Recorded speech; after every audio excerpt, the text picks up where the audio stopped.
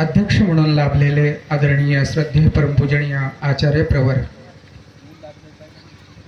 गुरुतुल्य परभणी आश्रमाचे संचालक, मोठ्या आश्रमाचे संचालक आदरणीय मोठे बाबाजी, तसेच ज्यांच्या माध्यमातून या परंपरेचा ध्वज अखंड सर्वज्ञांपासून नव्हे सनातन काळांपासून हा फडकत आहे, असे आदरणीय श्रद्धेय परमपूजनीय ज्यांच्या माध्यमातून या ठिकाणी ध्वजारोहण संपन्न झालं असे बाबाजी, तसेच आदरणीय श्रद्धेय परमपूजनीय आचार्य प्रवर आमचे काका परभणी येथील श्री दत्तधाम या ठिकाणी असणाऱ्या मंदिराचे संचालक आदरणीय बाबाजी, तसेच आदरणीय श्रद्धेय परमपूजनीय परभणी जिल्हा मानव परिषदेचे अध्यक्ष बाबाजी माझ्या समोर खुर्चीवरती देवाचं नामचिंतन करत सदैव ज्यांच्या हृदयस्थ भगवंताचं नामचिंतन असतं असे गुरुतुल्य आदरणीय बाबाजी, तसेच जुरी या ठिकाणाहून आलेले भाऊ, आपण ज्यांना भाऊ याच नावाने ओळखतो असे आदरणीय श्रद्धेय परमपूजनीय बाबाजी, तसेच आत्ता ज्यांचं नुकतंच आपण विचार नव्हे तत्वज्ञान आपल्या कंठस्थ करावं इतकं मोलाचं असे आमचे गुरुवंद आदरणीय श्रद्धेय परमपूजनीय जीवनकवी भोजने, मानभाव संप्रदायातील पहिला आश्रम ज्या ठिकाणी स्थापन झाला अशा आश्रमाचं संचालन आज ज्यांच्या हातामध्ये आहे, जे करतात असे लिंबा या ठिकाणाहून आलेले आदरणीय श्रद्धेय परमपूजनीय बाबाजी, पालम या ठिकाणाहून आलेले आदरणीय श्रद्धेय परमपूजनीय बाबाजी, अनेक आचार्य गणांची पावन अशी उपस्थिती या धर्मसभेला लाभलेली आहे, तसेच राजकीय क्षेत्रातील असतील विविध क्षेत्रातून आलेले ज्यांचं विचाराच्या माध्यमातून या मंदिराची जडणघडण घडावी व्हावी असं आपल्याला वाटत होतं, ज्यांनी आपले सुंदर असे विचार या ठिकाणी व्यक्त केले असे ॲडव्होकेट संपूर्ण क्षेत्रातून आलेली, पंचकृषीतून आलेली सर्व मंडळी, सद्भक्त वास्तविक महिला, विद्यार्थी बालमित्र, आमच्या तपस्विनी माता, जो विषय आपल्या समोर 10 ते 15 मिनिटापासून सातत चालत होता त्याच विषयाला समोर नेत काही आपल्याशी मी बोलण्याचा प्रयत्न करेल. या अगोदर ज्यांनी आपल्या विचाराच्या माध्यमातून विज्ञान आणि तत्वज्ञान किंवा अध्यात्म याविषयी सांगत असताना आपल्याला सांगितलं, माणूस शाळेमध्ये जातो, माणसाला शाळेत गेल्यानंतर सांगितलं गेलं पैसा कसा कमवावा, मोठं कसं व्हावं, घर कसं बांधावं, शरीरातील प्रत्येक आजारावर कशी मात करावी, त्याला दुरुस्त कसं करावं, अशा अनेक प्रकारचं ज्ञान दिलं जातं, परंतु त्या शरीराला चालवणारा जो जीवात्मा आहे त्या जीवात्म्याबद्दल मात्र आपल्याला आध्यात्मिक क्षेत्रामध्येच कुठेतरी अभ्यास करून जाणून घ्यावं लागतं. आणि म्हणून आजचा हा तरुण जो आहे, जो मोठा झाला एका अंगाने, जसं नाण्याला 2 बाजू असतात, शिकला, खूप मोठा झाला, तो डॉक्टर झाला, इंजिनियर झाला, लेक्चर झाला, वकील झाला, सर्व पदावरती तो विराजमान झाला, परंतु आपली ही संस्कृती तो विसरतो का? तर त्याला असं कळतं शिक्षणाने की कुठे या जगामध्ये देव आहे, ज्या देवाबद्दल एवढं सांगितलं जातं, ज्या देवाचे मंदिर आज प्रत्येक गावागावाच्या माध्यमातून मोठी इमारत उभा केल्या जाते, व्यवस्थापक ठेवल्या जातात, कार्यक्रम केल्या जातात, त्या मंदिरामध्ये बसवलेली जी मूर्त आहे ती कुठल्या तरी देवाचं प्रतीक म्हणून प्रतिमा आहे, मात्र अशा या भगवंताला कुणी पाहिलं? ज्या भगवंताला कुणी पाहिलंच नाही त्या भगवंतासाठी एवढा खटाटोप हे निरर्थक आहे. हा विज्ञानवादी विचार मात्र आपल्या समोर अनेक वेळेला अनेक जणांनी जरी ठेवला असेल, परंतु याच महाराष्ट्राच्या मातीमध्ये अशा काही घटना घडून जातात ज्या माध्यमातून पुन्हा एकदा या भरकटलेल्या समाजाला त्या परमेश्वरावरती श्रद्धा ठेवावी लागते, नाही तर निश्चितच त्याची श्रद्धा ही भगवंतावरती वाढत जाते. आपण आज अँड्रॉइड मोबाईल वापरतो, प्रत्येकाच्या खिशामध्ये तो आहे. आपण त्या माध्यमातून बरचसं काही ज्ञानही प्राप्त करतो. असंच एके दिवशी मीही मोबाईल पाहत असताना एक दृश्य माझ्या डोळ्यासमोर आलं आणि मी वाचत गेलो आणि एक सुंदर कथा मला पाहायला मिळाली. नवे वास्तविक एक चरित्र ज्यांच्या माध्यमातून एक तरुणांना प्रेरणा मिळावी आणि देव कुठे नाही सर्वत्र आहे ही सांगणारी ती एक महत्वपूर्ण कथा मला वाटतं. आणि म्हणून आपल्याला सांगू इच्छितो की मुंबई या ठिकाणी 1941 इसवी सन मध्ये एक व्यक्ती जन्माला आली ज्यांचं नाव डॉक्टर नित्यानंद मांडके. भविष्यामध्ये मोठे डॉक्टर झाले, सर्जन झाले, हृदयरोग तज्ञ झाले. असंख्य लोक 10,000 लोकांची शस्त्रक्रिया त्यांनी करून त्यांना त्या आजारातून त्यांनी मुक्त केलं. बाळासाहेब ठाकरे सारख्या व्यक्तींचं सुद्धा त्यांनी शस्त्रक्रिया केली आणि इतके प्रख्यात झाले की बाहेर देशातून सुद्धा लोक त्यांच्याकडे हृदयाची शस्त्रक्रिया करून घेण्यासाठी येत असत. मग तुम्ही म्हणाल बाबा हे तुम्ही आम्हाला का सांगतात, याचा उपयोग काय, तेच तर तुम्हाला मला पटवून द्यायचं आहे. दिवसामागे दिवस जात होती, स्वप्न डोळ्यात रंगत होती आणि त्यांच्या डोळ्यासमोर एकच ध्यास होता की जो देव मला माहित नाही, ज्या देवाला मी बघितलं नाही, त्या देवावरती माझी श्रद्धा नाही, परंतु जनसेवा हीच ईश्वर सेवा म्हणून सातत्यानं ज्या लोकांना गरज आहे अशा लोकांच्या आरोग्याच्या माध्यमातून सेवा करण्याचं कार्य मी हाती घेईल. सुंदर एक हॉस्पिटल मुंबई सारख्या शहरात बांधून ही जनसेवा करेल असं एक व्रत त्यांनी धारण केलं. देवावरती मात्र कदाचित मुळीच श्रद्धा नव्हती. मग एके दिवशी दिल्ली या ठिकाणाहून फोन आला आणि त्यांना बोलवण्यात आलं की आपण जे कार्य हातामध्ये घेतलेलं आहे त्याचा सन्मान करण्याची संधी आम्हाला मिळावी. त्यांनी वेळ दिली. जसं आजच्याही सभेला ज्यांच्या प्रार्थनीय उपस्थितीची गरज आपल्याला भासली होती, अडचणीमुळे येऊ शकले नाही, तसं दिल्लीला जाण्यासाठी निघाले. ड्रायव्हरनी त्यांना एअरपोर्ट वरती सोडलं.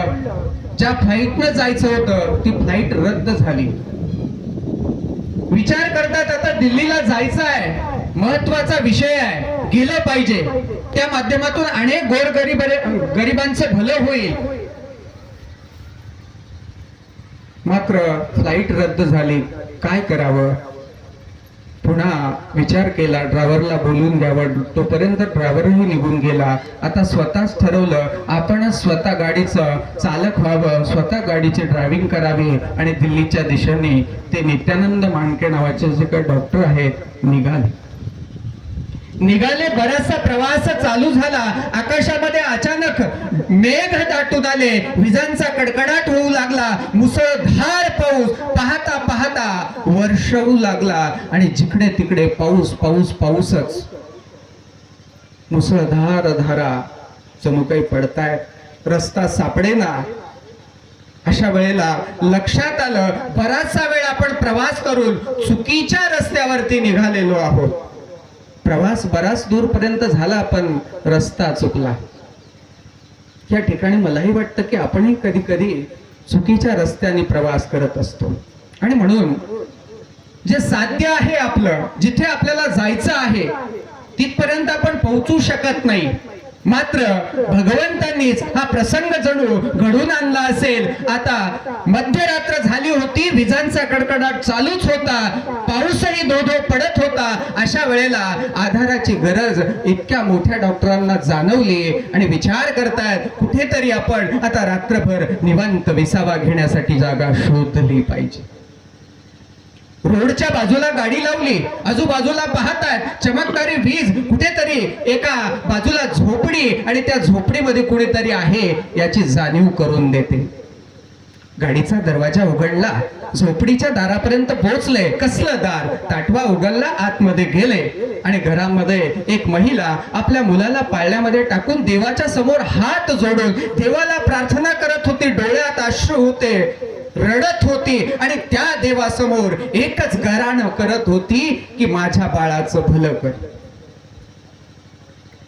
डॉक्टरांना नवल वाटलं, इतका पाऊस पडतोय, पृथ्वी जणू जलमय झालेली आहे आणि अशा वातावरणामध्ये ही स्त्री एका निर्जीव अशा पाषाणापुढे उभी राहून देवाची प्रार्थना करते. राहुलं गेलं नाही. विचारलं, आई आपण त्या देवाला काय मागताय जो देव या जगात नाहीच? त्या देवाला आपण हात जोडून प्रार्थना करून काय सांगू इच्छितात? तू काय भलं करणार आहे? त्यावेळेला त्या आईने आता आलेल्या त्या डॉक्टरांशी बोलायला सुरुवात केली. तिला याची मुळीच कल्पना नव्हती की हे ते जगप्रख्यात डॉक्टर आहेत नित्यानंद मांडके, ज्यांच्या नावाचा उल्लेख अनेक वेळेला या माझ्या मुलाला, त्या आईला वाटत होतं मी जेव्हा जेव्हा एखाद्या हॉस्पिटलमध्ये दवाखान्यामध्ये घेऊन जात त्यावेळेला डॉक्टर सांगत की या पूर्ण या भारतामध्ये एकच असे डॉक्टर आहेत जे आपल्या मुलाचा जो आजार आहे दुरुस्त करू शकतात, परंतु त्यांच्यापर्यंत पोहोचणं हे शक्य नाही. आणि भगवंताने नियतीने बघा कसं घडवून आणलं होतं. ती आई देवापुढे प्रार्थना करते की देवा कसा प्रसंग आहे बघ ना, एकुलता एक मुलगा पाण्यामध्ये त्यालाही असा आजार, परिस्थिती अशी गरीब, कसं शक्य आहे देवा? आता तूच वाचव बा माझ्या मुलाला. डोळ्यात अश्रू येत होते, डोळे पाणावले होते, हात प्रार्थनेसाठी पुढा पुढा देवासमोर जोडल्या जात होते. डॉक्टरांनी विचारलं नेमकं काय झालं काय? त्यावेळेला त्या आईने आपला हुंदका आवरला आणि त्या डॉक्टरांना सांगायला सुरुवात केली, हा माझा बाळ आणि याच्या हृदयाला कुठला तरी आजार झालेला आहे असं डॉक्टरांनी सांगितलं. आणि तो आजार बरा करण्याची ताकद मुंबईमध्ये असणारे एक डॉक्टर आहेत म्हणे, खूप मोठे, परंतु त्यांच्याकडे शस्त्रक्रिया करून घेण्यासाठी लाखो रुपये लागतात आणि माझी परिस्थिती असं.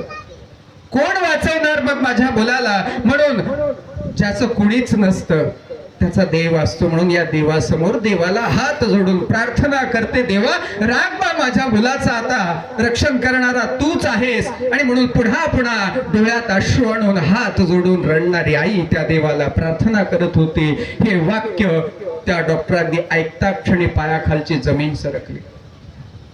आजपर्यंत ज्या देवाचं अस्तित्व कधीच मानलं नाही त्या देवाने बघा नियतीने कसा प्रसंग माझ्या जीवनात आणलेला आहे असं त्या डॉक्टरांना वाटत होतं. हा योगायोग कसा काय शक्य आहे? माझी फ्लाईट चुकावी, स्वतः मी ड्रायव्हिंग करावी आणि रस्ता चुकावा, याच झोपडीपर्यंत येऊन पोहोचावं, हा इतका योगायोग कसा काय होऊ शकतो? डॉक्टरांचा विचार एका क्षणार्धात बदलला. लक्षात आलं हाच तर तो देव आहे, हीच ती शक्ती आहे जो अंतःकरणापासून अनन्यतेने जो कोणी देवाला शरण जाऊन काही मागत असतो ना त्याची पूर्तता करण्याची ताकद जी आहे ना ते याच शक्तीमध्ये आहे आणि त्यालाच लोक देव असं म्हणतात. त्यांच्याही लक्षात आलं आणि त्यांनी सांगितलं, आई ज्या डॉक्टरांचा पुन्हा पुन्हा तुम्ही उल्लेख करताय तो मीच आहे, आता काही काळजी करू नका. सकाळ झाली, स्वतःच्याच गाडीत त्या मुलाला नेण्यात आलं, शस्त्रक्रिया झाली, मुलगा बरा झाला. सांगायचं तात्पर्य या माध्यमातून एकच आहे की या जगामध्ये विज्ञान जेवढं सत्य आहे ना तेवढाच सत्य भगवंत आणि धर्म सुद्धा आहे. फक्त कमी पडते ती आपली साधना, ती आपली उपासना, ती आपली भक्ती.